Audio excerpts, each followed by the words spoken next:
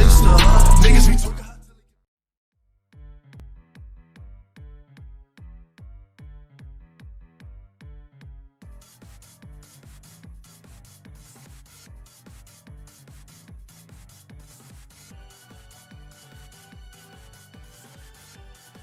Hey guys, today I'll be showing you guys how to make your advanced tool combat system.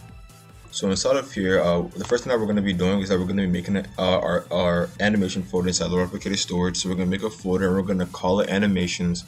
We're going to have 5 animations that we're going to be using. That would mean that we're going to be using 5 hits. Depending on how many animations you're going to have is how much you want to put inside a certain folder. I have 5, so we'll be doing 5 inside this video. So M5, so we have our hit 1, 2, 3, 4, and 5. We have our animation ID inside of here.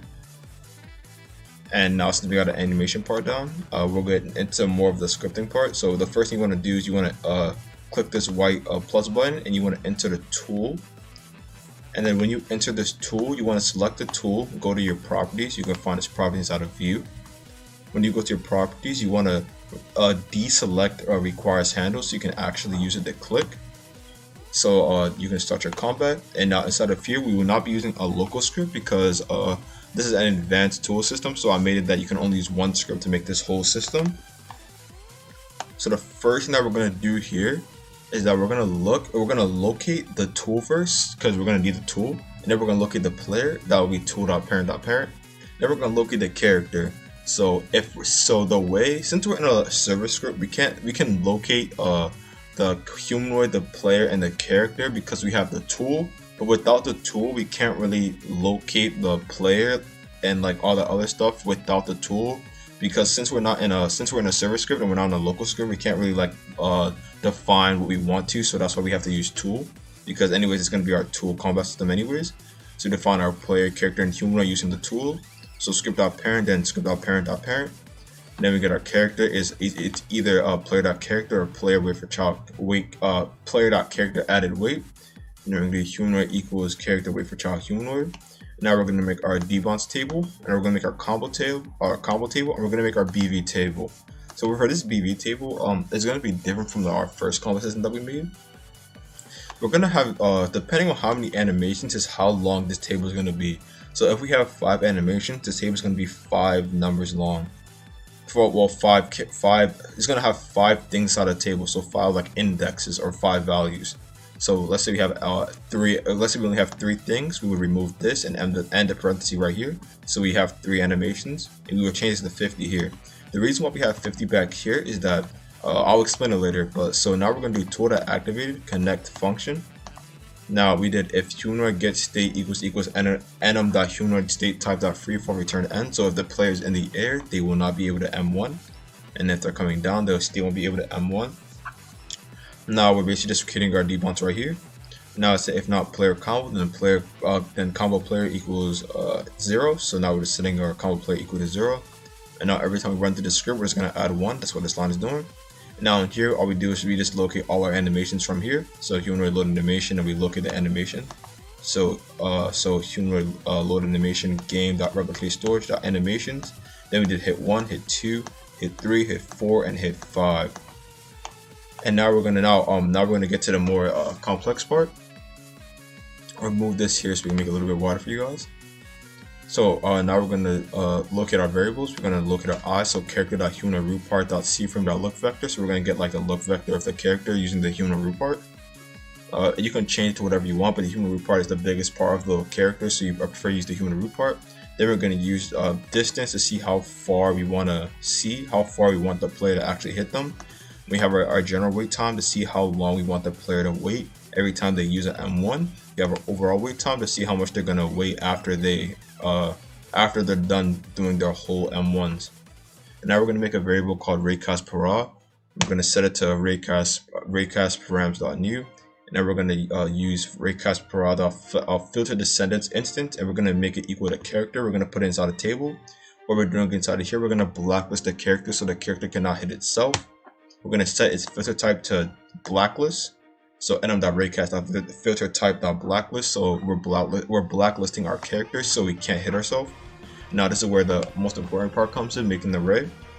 So inside this array, we're gonna make a variable. We're gonna call it array hitbox.